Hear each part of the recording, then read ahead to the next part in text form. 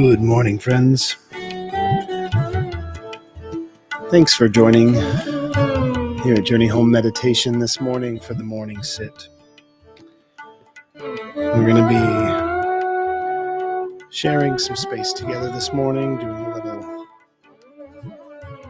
breathing practice, some meditation practice, and some contemplation and a little poetry. Maybe not in that order, but I am very happy to be here in whatever order it arrives.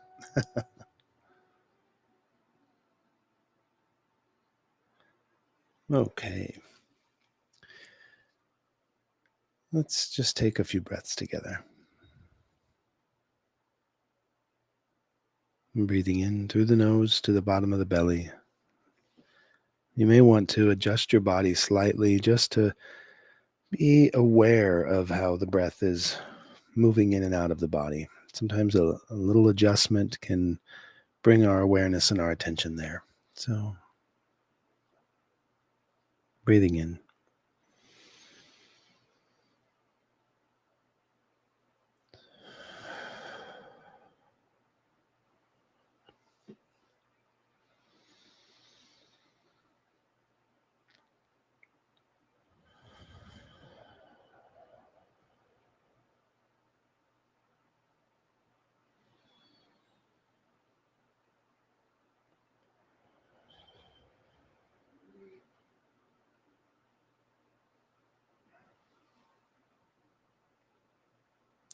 One of the things that I've learned over the time of my practice, that subtlety is really important. It's more important than sometimes the gross things. And when I say gross, I mean like the larger things, the more obvious, obtuse things. In fact, if you talk to like a body work professional, a massage therapist, a chiropractor, a physical therapist, somebody, occupational therapist maybe, they'll most likely tell you that it's the subtle shifts in things like our posture or the way that we move to pick something up or move to do anything. It's the subtle changes, the very small things that end up having the largest outcome over time. And I like to think of this, I recall, and I've talked about this in the past on this program, I'm sure, because it's kind of a center point. One of those foundations of my personal practice is understanding what happens at the fulcrum and how that affects the outcome the farther away you get. And I remember learning in 7th grade from Mr. Sears, Peter Sears, Mr. Sears. He was both our English teacher, our math teacher, and our football coach at the very small rural school that I attended in junior high in Bradford, Ohio. And one of the things that we worked on in that class was figuring out the movement at the center of a clock on the hand of a clock versus the movement at the end, and how much farther the movement at the end of a clock is than the movement at the center. So we're doing the radius of and the circumference of a circle, figuring out those things. And we imagined as a class what it would be like if you had a clock that was a mile long, had a hand on a clock that was a mile long. How fast would the end of that hand move to complete its cycle in 24 hours? And or in 60 minutes. We had all the different equations, and it was just an interesting experiment in understanding movement. And for some reason that stuck with me when I started doing my practice. I began meditating, and I began intentional breath work, and I began body work, yoga, qigong, these practices. I began to understand that the tiny movements in my life, the tiny shifts that I could make, would be effective at a distance. If each morning I started getting out of my bed when I first woke up, and I started making that tiny shift in the from spending 10 minutes lying in bed, ruining the day, to getting out of bed and moving my body, doing my hygiene and drinking a glass of water in the same amount of time, 10 minutes, that tiny shift would actually start playing out throughout my day. Um, I would recognize the days that I spent that 10 minutes preparing myself, moving my body, having consciousness be a part of that action. 6 hours later, I wouldn't be as tired. I wouldn't be grumpy. And I recognized that the counter of that was true. When I would stay in bed and lounge around, I would drag more in my day. And I started thinking back to Mr. Sears and that lesson of that little bit of shift in the center is a large shift on the other side. And it really applies well to the practice that we're doing, because the practice that we're doing is really a subtle practice. And it may create large shifts and changes in your life. It may create large changes in your body, but the practice begins with subtlety. It begins with just a little bit of shift. And I think that we live in a culture that wants radical change immediately.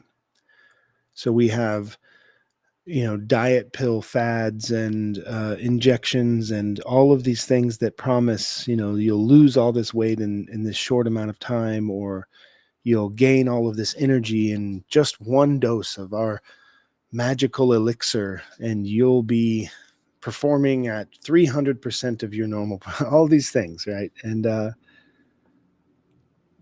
we know that these things, this has been happening for forever, right? There's been snake oil salesmen, and there's been promises, pie in the sky promises made by someone with an agenda for a long time.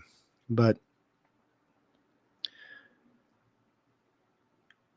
when we slow down and we see how that fast movement isn't always the healthiest, and it's not sustainable, and it doesn't last, we find that we're chasing after these rainbows, uh, these things that will continue, and we're never going to catch them. So, but we idolize them, right? We idolize this end result, uh, and we are unable to see the changes that it's making in our immediate present moment. Like, for instance, there may be side effects of some of these drugs or treatments that may be really detrimental to our relationships and our feelings in the moment, but we have our eyes on this prize at the end. So we do these large steps, these large changes, and we end up swinging back on that pendulum to where we began.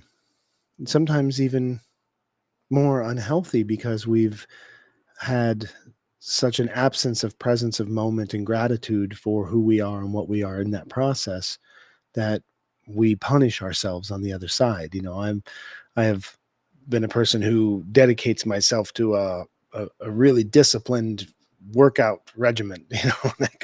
I go to the gym every day, for 3 months, and I'm down 20 pounds, and my strength is up, and I'm feeling really good. But I'm also starting to recognize that I'm not allowing myself to feel not so good.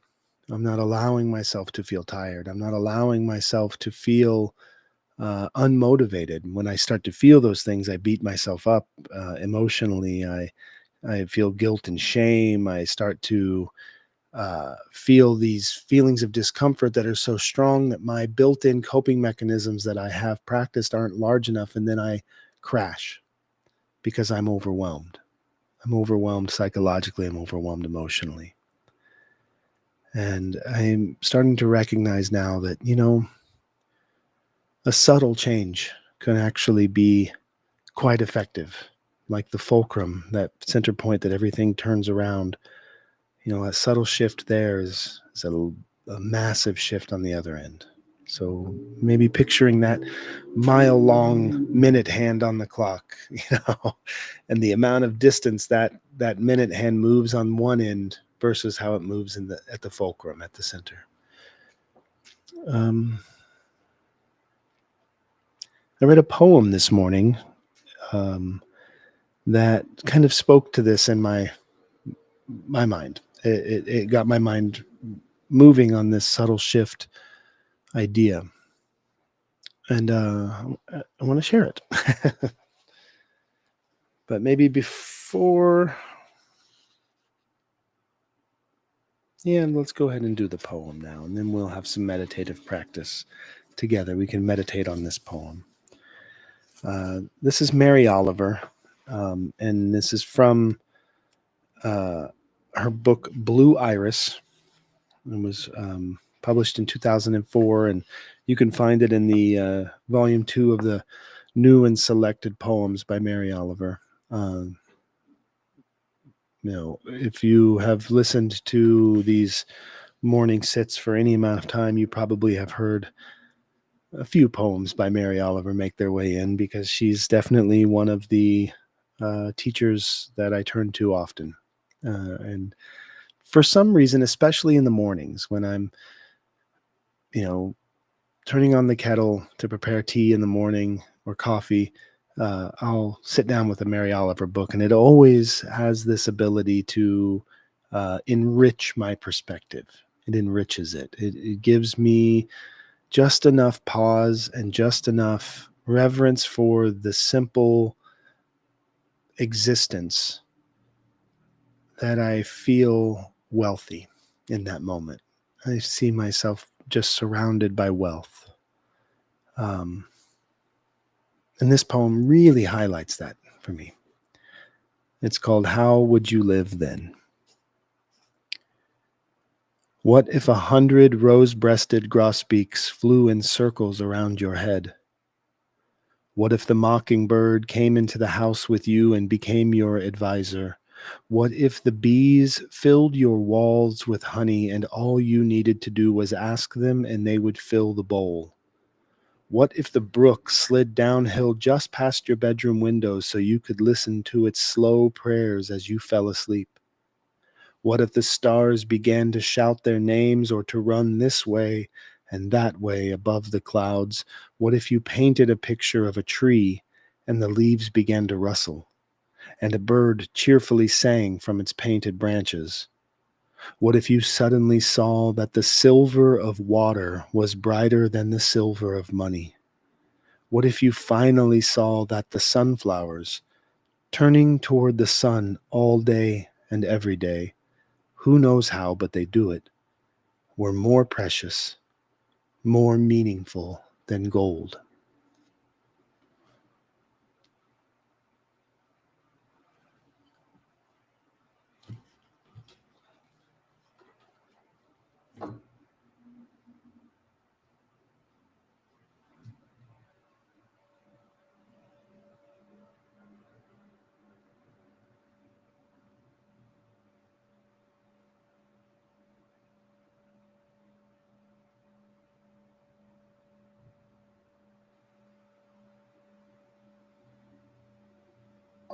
Breathing in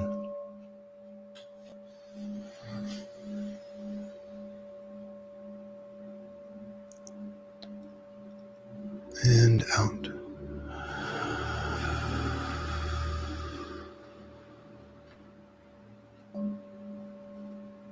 In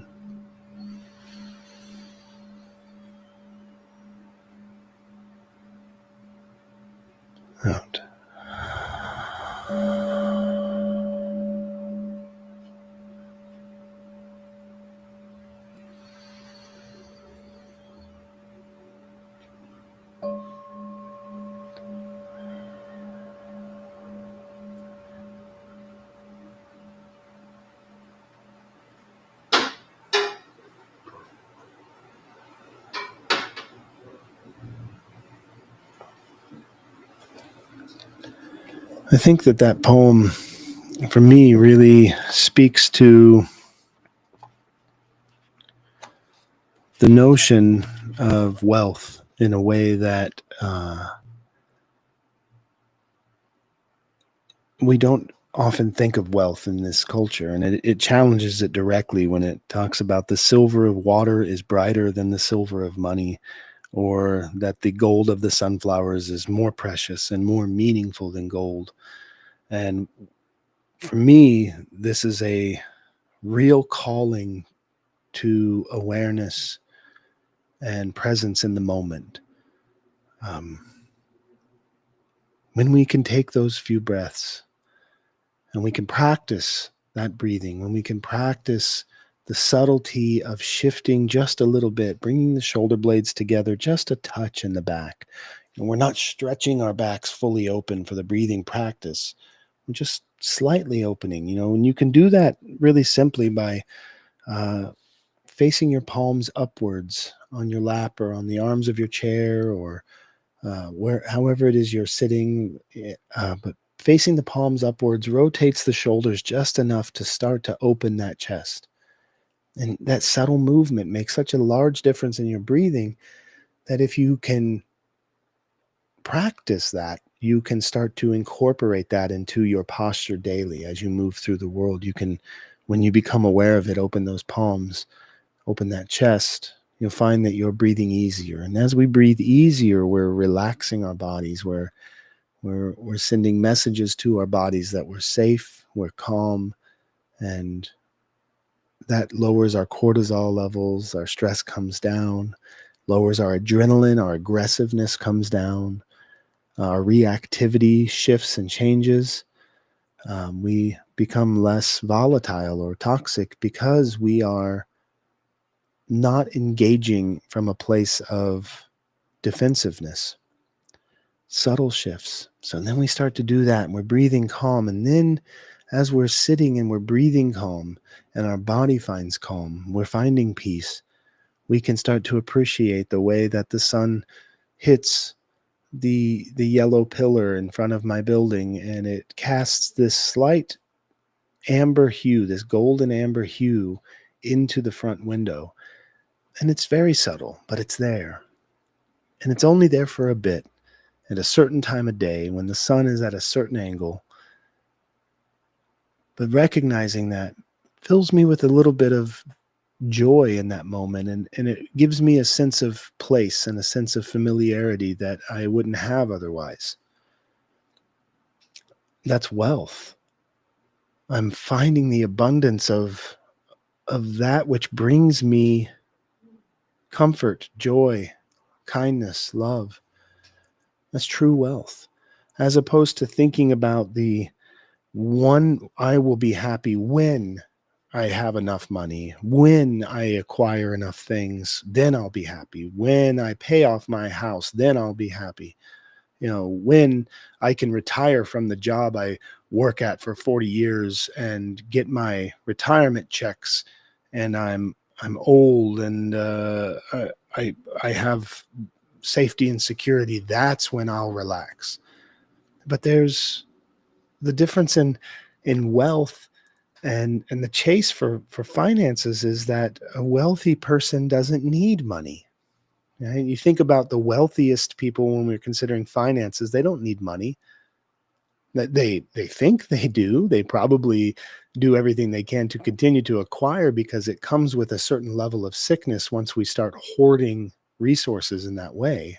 Billionaires, I think, could really benefit from these practices and learning how to let go. But aside from that, the definition that I have of wealth is one who doesn't need money. And as I sit and I breathe calmly, yes, of course, we need money to pay our bills. Yes, of course, we need the basics of life. Yes, of course, we deserve to have food and shelter and clothing. Everyone does. This is not about the things that we require as humans. This is about the concept of feeling like you don't have enough in any moment is something that you can shift. It can shift. Um, Oftentimes, these ideas are used for spiritual bypassing to get people in poverty and poor people to not pay attention to the economic injustices of our world. And that's not at all the perspective that I take on this. Um, but when you recognize where your wealth comes from, you will be there and be present for it, and you will tend to it, and you will care for it. And when you know that the silver of the water is worth more than the silver of money, you will care for that water, you will tend to it, you will protect it. When you love the sunflowers, when you love the air that you breathe, when you love the breeze on your face, when you love the place in which you are, you will be present, you will tend to it, you will care for it, you will protect it. And that includes being present in your own body. You love your own body when you understand the wealth of your own existence. You'll protect it. You'll care for it. You'll love it. And you'll be more than willing to share it. You'll share your love. You'll share your joy. That's where I'm at on that. And I'm happy about that right now. So thank you, Mary Oliver, for that lovely poem. Once again, the title of the poem is How Would You Live Then? From Blue Irises, and I took it from the New and Selected Poems, Volume 2. Well, let's have just a few moments of silent space together.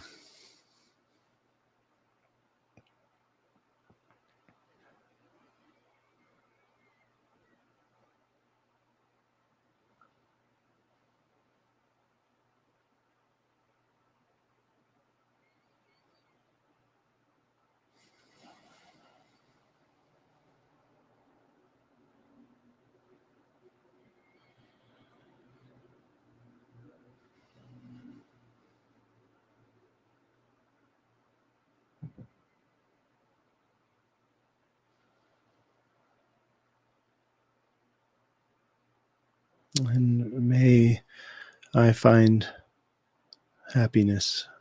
May I find peace. May I find joy. May I find love today. And may you find happiness. May you find peace. May you find joy.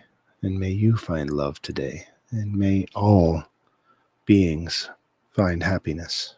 May all beings find peace.